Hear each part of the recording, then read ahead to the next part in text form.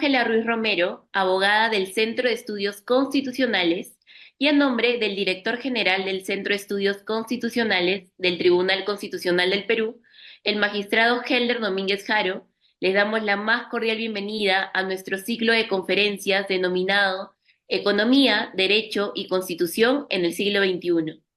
Esta tarde tendremos la oportunidad de escuchar y plantear preguntas al doctor magistrado César Ochoa Cardich, quien expondrá el tema La Constitución Económica. ¿Debe reformarse? Y a quien le extendemos nuestro agradecimiento por haber aceptado la invitación que en su momento le hiciéramos llegar. El doctor magistrado César Ochoa Cardich es abogado por la Pontificia Universidad Católica del Perú, magistrado del Tribunal Constitucional.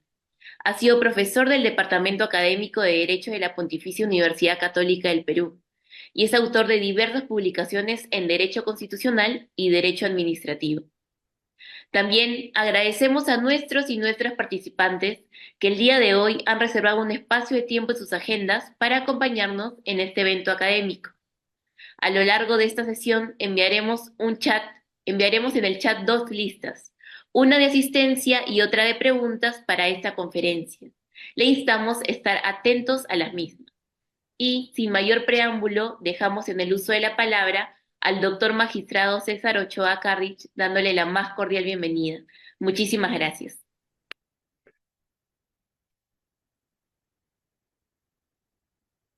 Muchas gracias por su presentación. Sobre el tema de la reforma del régimen económico de la Constitución, voy a abordar 5 puntos.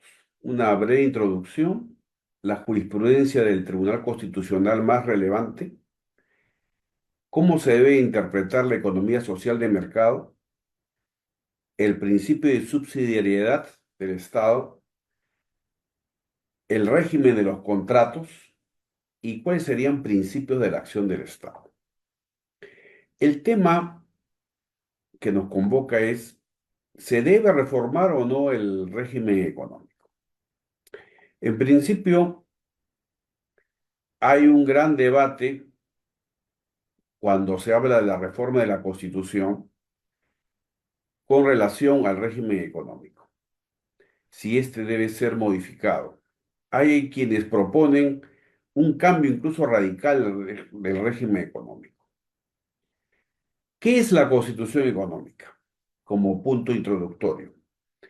Es el marco jurídico fundamental de valores, principios y derechos respecto a la propiedad privada, la libertad de contrato, la libertad de empresa, el grado de intervención del Estado, muy importante. El Estado siempre interviene en el régimen económico, como vamos a ver. Así como la libertad de iniciativa privada, cuáles son sus límites y cuál es su tutela jurídica.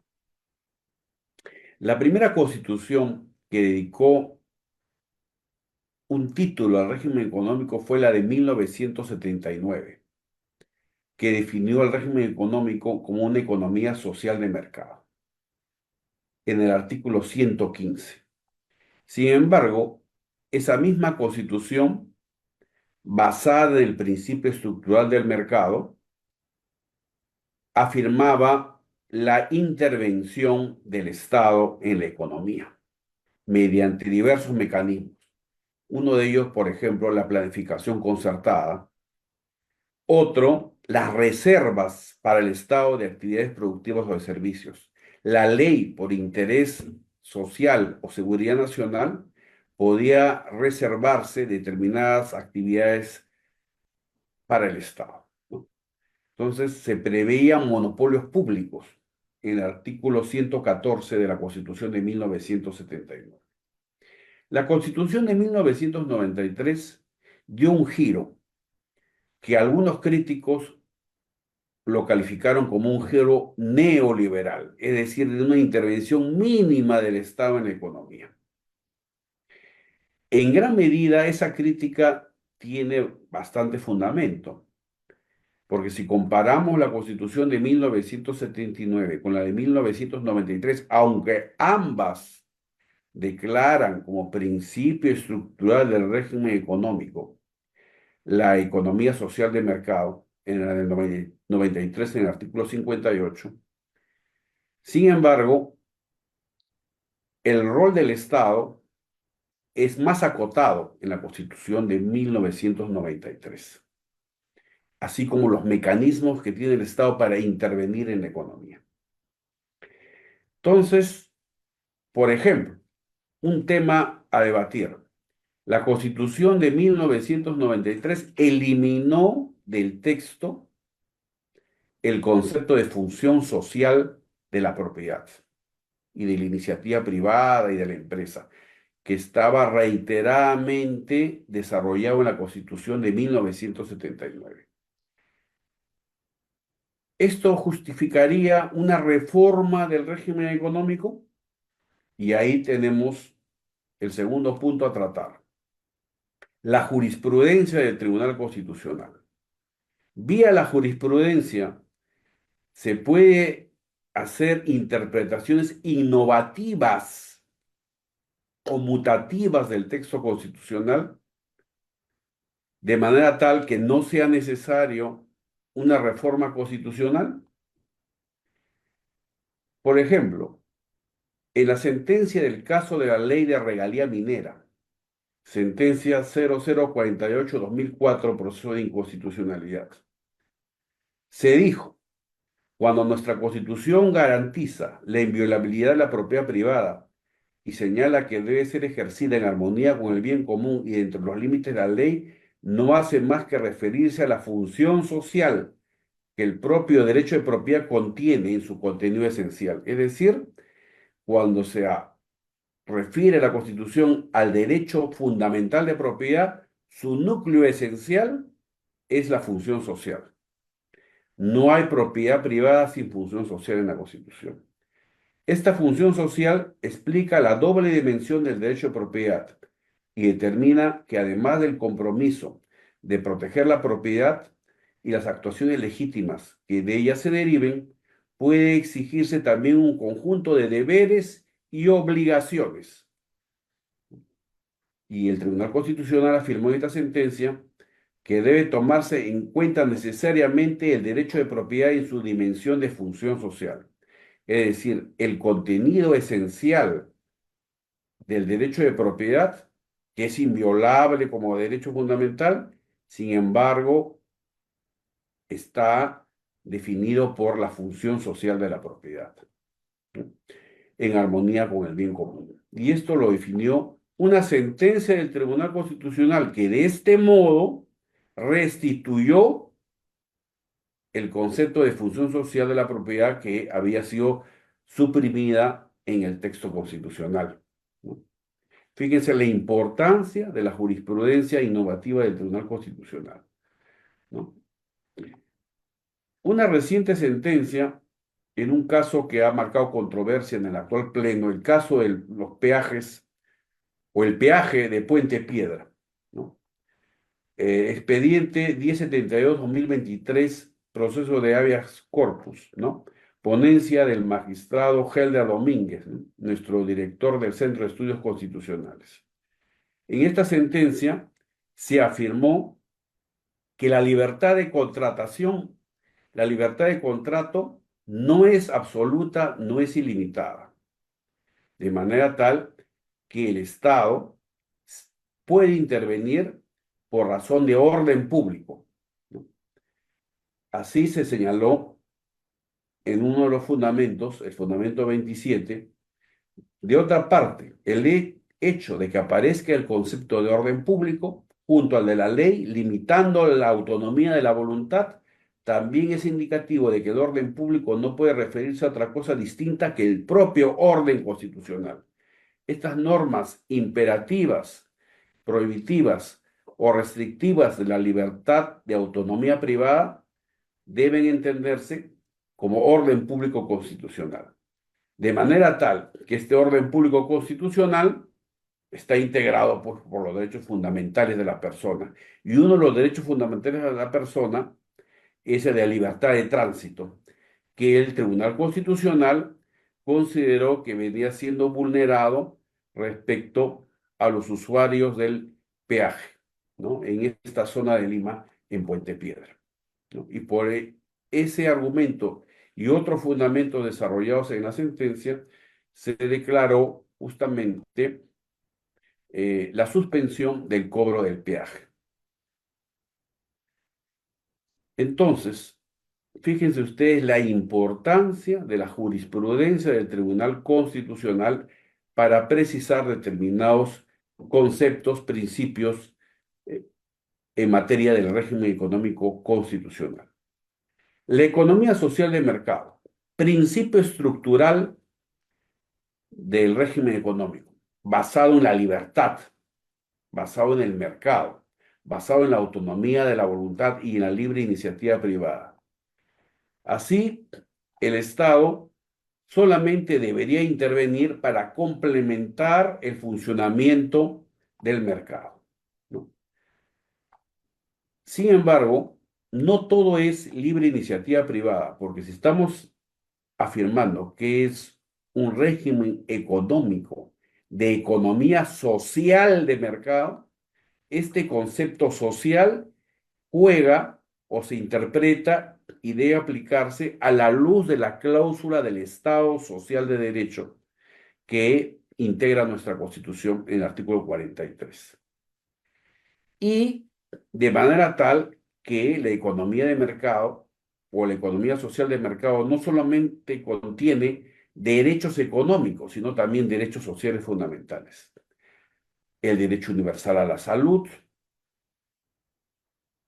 el artículo 9 de la Constitución determina que el Estado fija la política nacional de salud.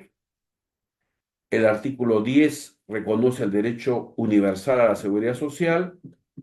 El artículo 16, el derecho universal a la educación y el derecho a la calidad de la educación.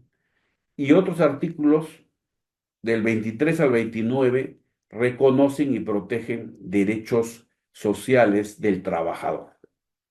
De manera tal que la Constitución económica no debe entenderse como una constitución puramente de libre mercado, es una constitución socioeconómica, es decir, libertades económicas y derechos sociales fundamentales.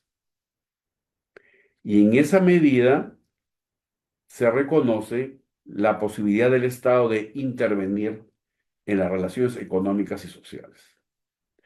Uno de los principios que más se menciona es el de subsidiariedad, ¿no? Que se entiende comprendido en el artículo 60 de la Constitución de 1993, en su segundo párrafo, que señala que solo autorizado por ley expresa, el Estado puede realizar subsidiariamente actividad empresarial, directa o indirecta, por razón de alto interés público o de manifiesta conveniencia nacional.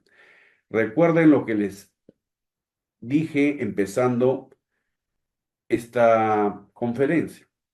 La Constitución de 1979, si bien definía el régimen económico como economía social del mercado, habilitaba al Estado incluso a establecer monopolios públicos, monopolios estatales en ciertas actividades productivas o de servicios por mandato de la ley, ¿no? Y por causas de interés social o seguridad nacional. Este principio del régimen económico de 1979 fue suprimido y más bien en la Constitución de 1993 se afirma la subsidiariedad particularmente en materia empresarial. Solo autorizado por ley expresa, el Estado puede realizar actividad empresarial, lo cual no se está prohibiendo, al contrario, se está habilitando la actividad empresarial, pero por razones de alto interés público y por mandato legal, ¿no? Es decir, tiene que haber un interés cierto, prevalente, manifiesto para la creación de una empresa pública.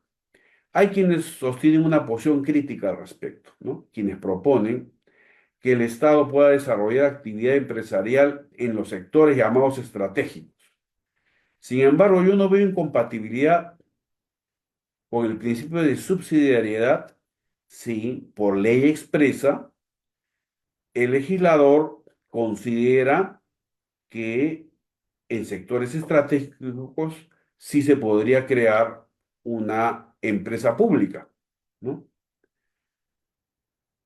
Y aquí este concepto de sectores estratégicos tendría que entenderse como el interés general cierto y prevalente que justifique la creación de una empresa del Estado.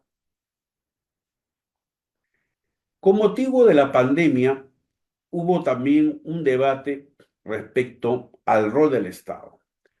Si el Estado tenía que ser abstencionista, dejar que la solución de la pandemia estuviera a cargo del sector privado. Pero fíjense ustedes, si estaba de por medio el derecho universal a la salud y la propia Constitución, en un artículo que ya hemos mencionado, señala que el Estado determina la política nacional de salud, hay una rectoría del Estado en ese campo.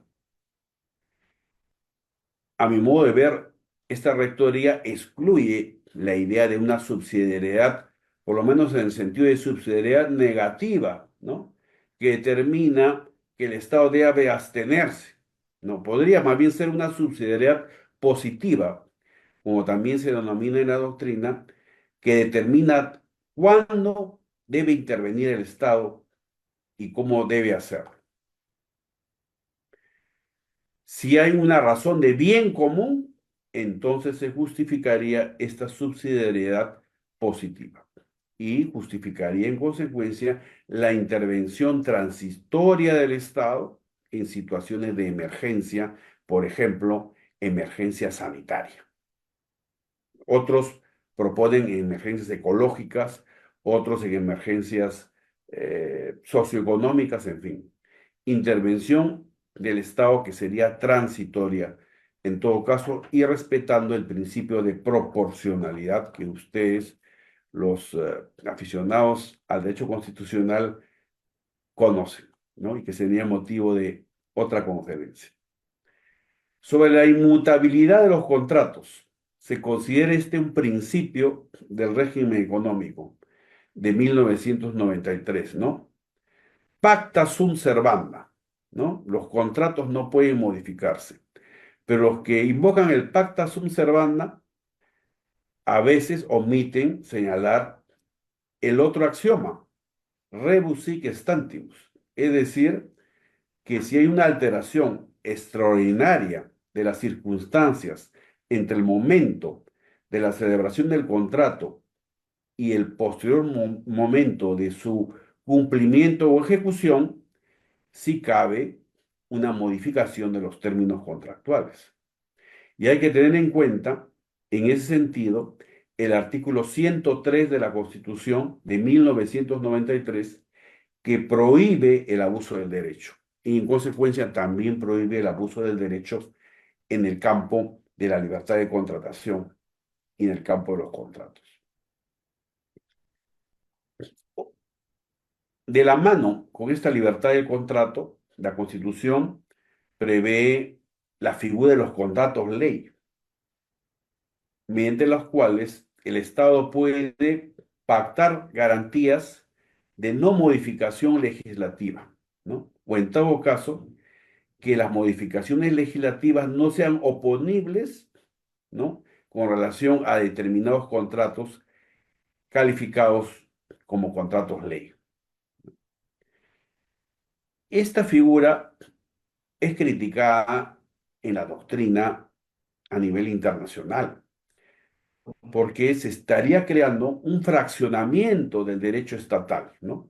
Con islas privilegiadas, que serían aquellos que han celebrado con el Estado contratos ley. Porque para todos los demás sujetos, el ordenamiento jurídico, si se modifica, es de aplicación esta modificación.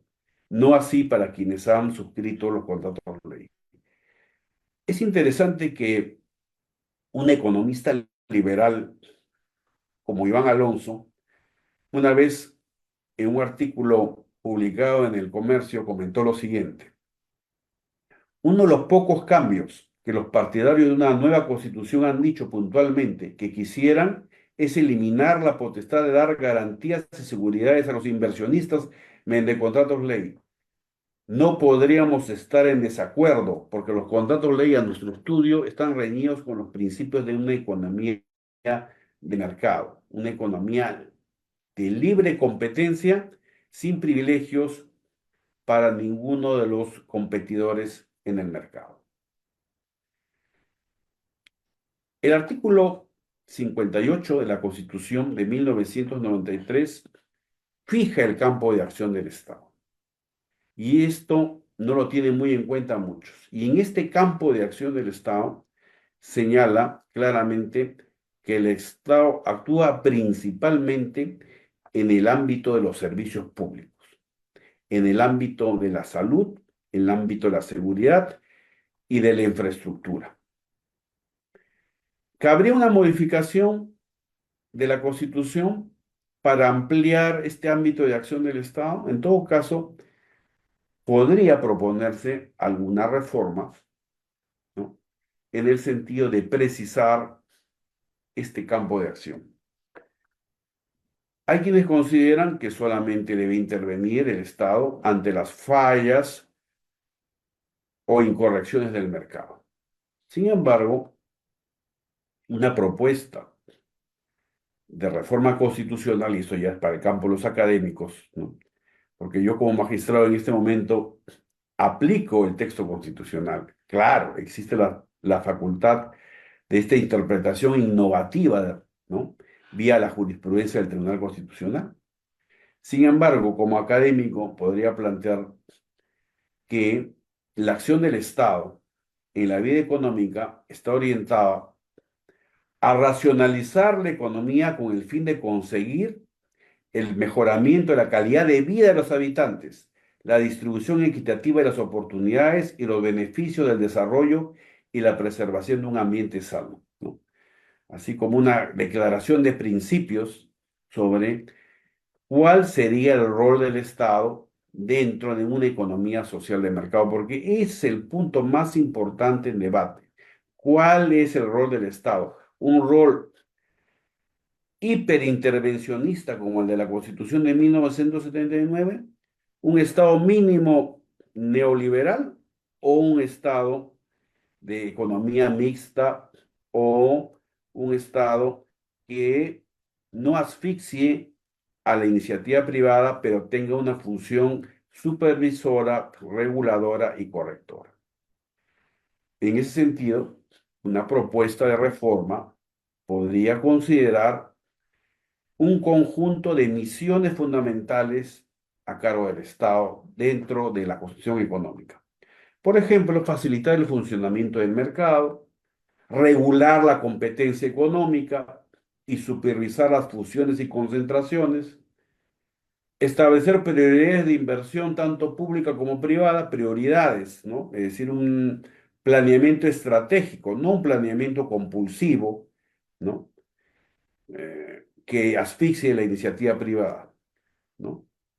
Respaldar los mecanismos de cooperación y complementariedad productiva de las empresas, fortalecer la competitividad y la diversificación productiva, proveer de infraestructura física, ¿no?, y así una serie de misiones que podría proponerse que formen parte del campo de acción del Estado. La Constitución económica no nos va a asegurar la felicidad, por supuesto, a los ciudadanos. Sin embargo, este es uno de los puntos que genera más debate, si es que debe modificarse o no. Mi propuesta es constitución socioeconómica, constitución del Estado Social de Derecho, constitución que procure un equilibrio entre economía, sociedad civil y mercado. Esa es, creo, la fórmula a la cual debemos apuntar. Hay otros autores que proponen el rol del Estado, por ejemplo, en el campo de la innovación tecnológica, que habría que también que rescatar, ¿no? Y en resumen, estas serían las propuestas que habría que tener en cuenta. De un lado, la posibilidad de hacer innovaciones vía la jurisprudencia innovativa del Tribunal Constitucional o una reforma económica, pero basada, una reforma constitucional basada en la cláusula de economía social de mercado. Nada más podría exponer en este momento y estoy abierto, por supuesto, a las preguntas. Muchísimas gracias, doctor César Ochoa Cardiff, por su ponencia. Y conforme a lo señalado, vamos a empezar con las preguntas realizadas por las y los asistentes. La primera de ellas ha sido formulada por Octavio André Arroyo Quispe, quien pregunta, ¿cuáles serían las sanciones económicas para el Estado peruano en caso de que promuevan leyes contrarias a los tratados internacionales que regulan derechos fundamentales? Eh, bueno, la verdad que no sé exactamente a qué apunta la pregunta respecto al tema. ¿Podría replantearla, por favor? Es sobre sanciones, ¿no? Sanciones económicas por vulneración por el Estado peruano ¿de qué? De tratados internacionales. Sí, sí, doctor, que Ok, regulan derechos fundamentales, señala. mire, en el campo de la inversión privada, ¿no? Lo que tenemos más bien son convenios internacionales que promueven la inversión, así como los tratados de libre comercio. Yo creo que la pregunta se enfoca por ahí, porque en estos tratados se protege a los inversionistas, ¿no? Que justamente tienen activos en los países receptores de la inversión. Entonces, por ejemplo, si se afecta o se vulnera el derecho de propiedad por alguna medida del Estado receptor de la inversión, ahí sí lo que se genera es un conflicto, una controversia que es resuelta a nivel de tribunales arbitrales internacionales, ¿no? Y estos tribunales arbitrales, por ejemplo, en el caso de los peajes, hay arbitraje internacional, varios arbitrajes internacionales, tengo entendido, entre el Estado peruano, ¿no? Y accionistas de estas empresas que han promovido estos arbitrajes por incumplimientos del Estado peruano a través de la Municipalidad de Lima que han afectado derechos económicos de los inversionistas, ¿no? Ahí puede generarse pues un laudo arbitral que fije al Estado peruano pues una indemnización cuantiosa, ¿no? Eh, relacionada a la magnitud de la afectación a los derechos económicos de los inversionistas. Yo entiendo que la pregunta en todo caso se enfocaría a ese tipo de controversias, ¿no? Que son del derecho internacional de las inversiones. Muchísimas gracias, doctor. Tenemos otra pregunta. Em, Doni Quispe Paye pregunta, ¿es necesario cambiar el capítulo económico de nuestra Constitución? ¿Eso sería necesario? ¿Por qué? Bueno, es el título de nuestra ponencia, ¿no? La reflexión sería la siguiente, o las conclusiones serían las siguientes. Tenemos un régimen de economía social de mercado en la Constitución de 1993 que muchos señalan exitoso, teniendo en cuenta las cifras macroeconómicas de del año 2000 a la fecha, ¿no? Sin embargo, en los últimos años ya hay un menor crecimiento económico. Entonces la pregunta es, ¿esto implica necesariamente cambiar el texto fundamental o es un tema más bien de políticas económicas que ejecutan o mal ejecutan o, o diseñan mal los gobiernos? Porque el régimen económico es el mismo, la economía social de mercado, ¿no? Ahora, sobre los conflictos de tipo jurídico, le señalé un ejemplo importante. Se criticó, y no con bastante argumentación, que la Constitución había eliminado la función social de la propiedad. Bueno, del texto, pero vía jurisprudencia del Tribunal Constitucional, caso de la regalía minera y otros, se rescató este concepto. Y no solo se rescató, se señaló que en el núcleo esencial del derecho de propiedad hay un contenido de función social, ¿no? Y que habría que desarrollar, ¿no? Y recientemente, en el caso de los peajes, ¿no? Contrato de concesión. ¿Es un contrato intocable o no es un contrato intocable? Veamos. Noción de orden público como límite a los contratos, prevista también en la Constitución. Artículo 103, Constitución no ampara el abuso del derecho.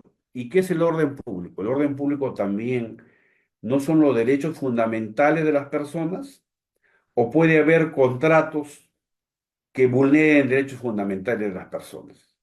Es decir, vamos a proteger los contratos a tal extremo que por proteger ese derecho fundamental se puedan vulnerar o se pueden menoscabar otros derechos fundamentales. Entonces, ahí tenemos varios temas que no es necesario una reforma constitucional, podrían resolverse vía jurisprudencia del Tribunal Constitucional. Pero claro, eso no impide que los políticos, así como han reformado la estructura del Congreso y nos han restituido el bicameralismo, ¿no? Bueno, con otras peculiaridades nuevas, ¿no? En este texto fundamental, ¿no? También puedan proponer cambios al régimen económico. Lo que ocurre es que la experiencia de los últimos años, del año 2000 hacia adelante, demuestra que hay de un lado una demanda de algunos sectores políticos de reformar el régimen económico y hay una resistencia de otros sectores a que se reforme ni una coma del régimen económico. Entonces, estamos entrampados en eso y también hay quienes proponen, y recuerdo al expresidente Castillo que en la entrevista que le hicieron, ¿no? Que le hizo un periodista extranjero, también le preguntaron sobre cambios constitucionales y no sabía responder. ¿No? O sea, se afirmaba la necesidad de cambiar la constitución en la parte económica, ¿no? Pero ¿cuáles son las propuestas? Por eso, como académico, yo les he presentado algunas propuestas. Propuestas sobre qué, como académico, no como magistrado. Como magistrado yo sí, me someto al texto de la Constitución. Pero podemos conversar si manteniendo la economía social de mercado, que me parece que debe mantenerse, en mi opinión, como principio estructural del régimen económico, la libertad de mercado, también se precise, se interprete o se desarrolle, ¿no? El marco de acción del Estado, ¿no? De manera tal que el Estado mantenga una posición supervisora, reguladora, ¿no? En aras del bien común y en aras de la protección de otros derechos fundamentales, especialmente derechos fundamentales económicos, sociales y culturales. Muchísimas gracias, doctor. Y debido a la cantidad de preguntas, vamos a hacer una pregunta adicional. Esta ha sido hecha por Gabriel Ángel Machaca Conde. Él pregunta, ¿qué opina sobre la posibilidad de incluir principios económicos más explícitos en la Constitución, como la promoción de la economía digital o el fomento de la economía circular? Miren, a mí de todo lo que sea fomento de la digitalización, ¿no? Me parece correcto, ¿no? O sea, las constituciones no pueden ser inmodificables. Tienen que responder a la realidad de los tiempos. Por ejemplo, Mariana Mazzucato, que es una destacada economista muy citada por estudiosos en el campo económico, ¿no? Propone activamente en varios libros que ya viene publicando el rol del Estado en el campo de la innovación tecnológica y explica, ¿no? Cómo no es la empresa privada la que más ha fomentado la innovación tecnológica y da el ejemplo justamente de los Estados Unidos, sino la acción y el aporte del Estado, ¿no? En diversos campos, ¿no? Incluso desde la creación del Internet. Entonces, no todo surge por pura iniciativa privada, sino también hay un rol del Estado, ¿no? Que en países como el nuestro, más modesto, por cierto, pero que debe existir y podría estar previsto en la Constitución, ¿no? Como campo de acción del Estado para promover, pues, la innovación, ¿no? Y el desarrollo tecnológico. Ya eso ya lo dejamos al campo ya de los reformadores de la Constitución, que propongan, ¿no?, cambios, pero manteniendo, hice mi tesis, ¿no? Esa es mi posición, manteniendo el principio estructural de economía social del mercado. Si no, saltamos a reformar la Constitución del campo económico, ¿pero para qué? Para mejorarla, ¿no? Para desarrollarla, para llenar vacíos, ¿no? Para mantener ese núcleo social que debe definir el derecho de propiedad y el derecho de libre iniciativa privada. Esa es mi propuesta. Muchísimas gracias, doctor César Ochoa Carlich. Y con ello esperamos contar con su presencia en una próxima actividad académica. Con ello concluimos las preguntas y nos despedimos, haciendo extenso nuevamente nuestro agradecimiento tanto a usted, doctor magistrado, como a nuestro público asistente el día de hoy. Y los esperamos el día de mañana, miércoles 28 de agosto, a las 10 de la mañana para seguir con nuestro ciclo de conferencias. Muchísimas gracias. Muchísimas gracias, magistrado. Muchas gracias a ustedes por su gentil invitación.